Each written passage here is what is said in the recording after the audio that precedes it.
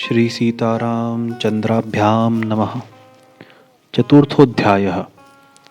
चैत्र मास में रामायण के पठन और श्रवण का महात्म्य। कलिक नामक व्याध और उत्तंग मुनि की कथा। नारद उवाच। नारद जी कहते हैं, महर्षियों, अब मैं रामायण के पाठ और श्रवण के लिए उपयोगी दूसरे मास का वर्णन करता हूँ। एकाग्रचित्त होकर सुनो। रामायण का महात्म्य समस्त पापों को हर लेने वाला, पुण्यजनक तथा संपूर्ण दुखों का निवारण करने वाला है। वह ब्राह्मण, क्षत्रिय, वैश्य, शूद्र तथा स्त्री इन सबको समस्त मनोवांछित फल प्रदान करने वाला है। उससे सब प्रकार के व्रतों का फल भी प्राप्त होता है। वह दुःस्वप्न का नाशक, धन की प्राप्ति कराने वाला तथा भोग और मोक्ष रूप फल देने वाला है। अतः उसे प्रयत्न पूर्वक सुनना चाहिए। इसी विषय में विज्ञ पुरुष एक प्राचीन इतिहास का उदाहरण देते हैं।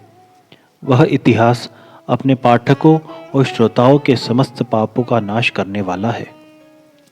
प्राचीन कलयुग में एक कलिक नामक व्याध रहता था। वह सदा पराई स्त्री और पराये धन के अपहरण में ही लगा रहता था।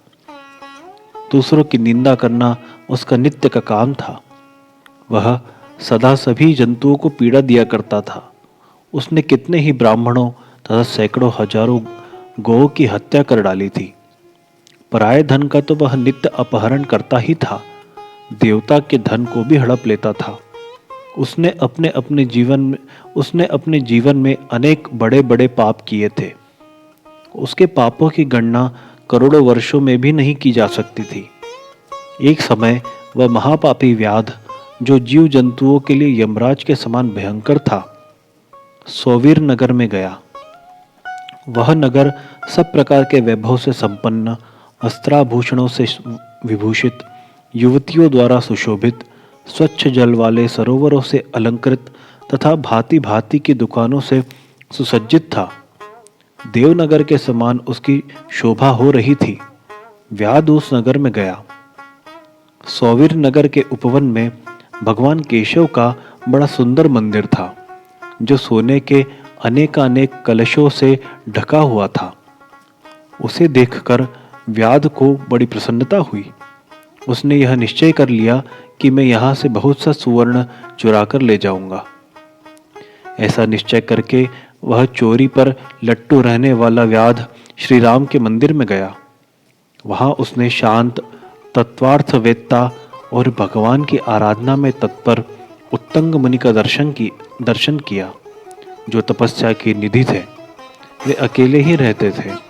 उनके हृदय में सबके प्रति दया भरी थी। वे सब ओर से निस्पृह थे। उनके मन में केवल भगवान के ध्यान का ही लोभ बना रहता था। उन्हें वहां उपस्थित देख व्याध ने उनको चोरी में विघ्न डालने वाला समझा। तदनंतर जब आधी रात हुई, तब वह देवता संबंधी द्रव्य समूह लेकर चला। उस मदोन्मत्त व्याध ने उत्तंग मुनि की छाती को अपने एक पैर से दबाकर हाथ से उनका गला पकड़ लिया और तलवार उठाकर उन्हें मार डालने का उपक्रम किया। उत्तंग ने देखा व्याध मुझे मार डालने चाहता है, तो वे उसे इस प्रकार बोले। उत्तंग उवाच। उत्तंग ने कहा, ओ भले मानुष, तुम व्यर्थ ही मुझे मारना चाहते हो। मैं तो सर्वथा निरपराध हूं। लुब्धक, बताओ तो सही, मैंने तुम्हारा क्या अपराध किया है? संसार में लोग अपराधी की ही प्रयत्न पूर्वक हिंसा करते हैं। सौम्य, सज्जन निरपराध की व्यर्थ हिंसा नहीं करते। शांत चित्त साधु पुरुष अपने विरोधी तथा मूर्ख मनुष्यों में भी सद्गुणों की स्थिति देखकर उसके साथ विरोध नहीं रखते हैं। जो मनुष्य बारंबार दूसरों की गाली सुनकर भी क्षमाशील बना रहता है, वह उत्तम कहलाता है। उसे भगवान विष्णु का अत्यंत प्रियजन बताया गया है। दूसरों के हित साधन में लगे रहने वाले साधुजन किसी के भी द्वारा अपने विनाश का समय उपस्थित होने पर भी उसके साथ वैर नहीं करते। चंदन का वृक्ष अपने को काटने पर भी कुठार की धार को सुवासित ही करता है। अहो, विधाता बड़ा बलवान है, वह लोगों को नाना प्रकार से कष्ट देता रहता है। जो सब प्रकार के संग से रहित है, उसे भी दुरात्मा मनुष्य सताया करते हैं। अहो, दुष्ट जन इस संसार में बहुत से जीवों को बिना किसी अपराध के ही पीड़ा देते रहते हैं। मल्लाह मछलियों के, चुगलखोर सज्जनों के और व्याध मृगों के इस जगत में अकारण वैरी होते रहे। अहो, माया बड़ी प्रबल है, यह संपूर्ण जगत को मोह में डाल देती है तथा स्त्री, पुत्र और मित्र आदि के द्वारा सबको सब प्रकार के दुखों से संयुक्त कर देती है। मनुष्य पराये धन का अपहरण करके जो अपनी स्त्री आदि का पोषण करता है, वह किस काम का, क्योंकि अंत में उसको सब छोड़कर वह अकेला ही परलोक की राह लेता है। मेरी माता, मेरे पिता, मेरी पत्नी, मेरे पुत्र तथा मेरा यह घरबार, इस प्रकार ममता व्यर्थ ही प्राणियों को कष्ट देती रहती है। मनुष्य जब तक कमाकर धन देता है, तभी तक लोग उसके भाई बंधु बने रहते हैं और उसके कमाए हुए धन को सारे बंधु बांधव सदा भोगते रहते हैं। किंतु मूर्ख मनुष्य अपने किए हुए पाप के फल रूप दुख को अकेला ही भोगता है। उत्तंग मुनि जब इस प्रकार कह रहे थे, तब उनकी बातों पर विचार करके कलिक नामक व्याध भय से व्याकुल हो उठा और हाथ जोड़कर बारंबार कहने लगा, प्रभो, मेरे अपराध को क्षमा कीजिए। उन महात्मा के संग के प्रभाव से तथा भगवान का सानिध्य मिल जाने से उस लुब्धक के सारे पाप नष्ट हो गए तथा उसके मन में निश्चय ही बड़ा पश्चाताप होने लगा। वह बोला, विप्रवर, मैंने जीवन में बहुत से बड़े बड़े पाप किए हैं, किंतु वे सब आपके दर्शन मात्र से नष्ट हो गए। प्रभो, मेरी बुद्धि सदा पाप में ही डूबी रहती थी। मैंने निरंतर बड़े बड़े पापों का ही आचरण किया है। उनसे मेरा उद्धार किस प्रकार होगा? मैं किसकी शरण में जाऊं? पूर्व जन्म के किए हुए पापों के फल से मुझे व्याध होना पड़ा है। यहाँ भी मैंने पापों का ही जाल बटोरे हैं। ये पाप करके मैं किस गति को प्राप्त होऊंगा? महामना कलिक की यह बात सुनकर ब्रह्मर्षि उत्तंग इस प्रकार बोले। उत्तंग उवाच, उत्तंग ने कहा, महामते व्याध, तुम धन्य हो, धन्य हो। तुम्हारी बुद्धि बड़ी निर्मल और उज्जवल है, क्योंकि तुम संसार संबंधी दुखों के नाश का उपाय जानना चाहते हो। चैत्र मास के शुक्ल पक्ष में तुम्हें भक्ति भाव से आदर पूर्वक रामायण की नवाह कथा सुननी चाहिए। उसके श्रवण मात्र से मनुष्य समस्त पापों से छुटकारा पा सकता है। उस समय कलिक व्याध के सारे पाप नष्ट हो गए।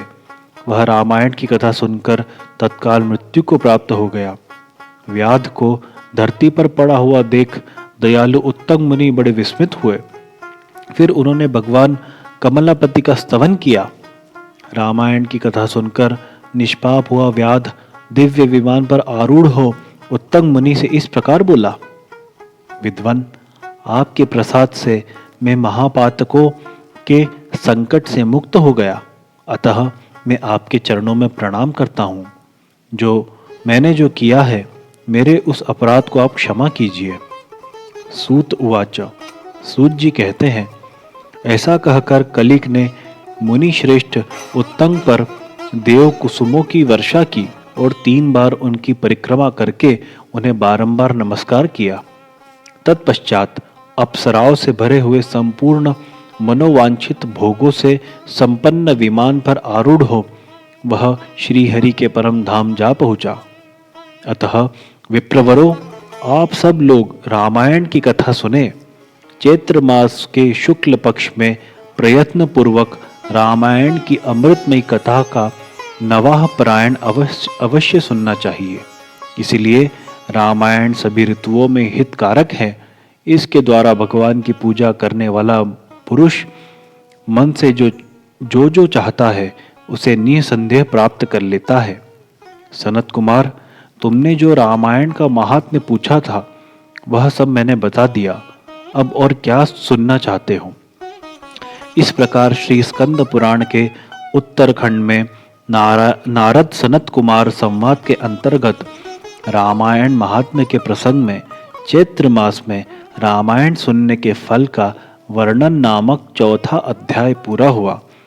बोलो सियावर रामचंद्र भगवान की जय।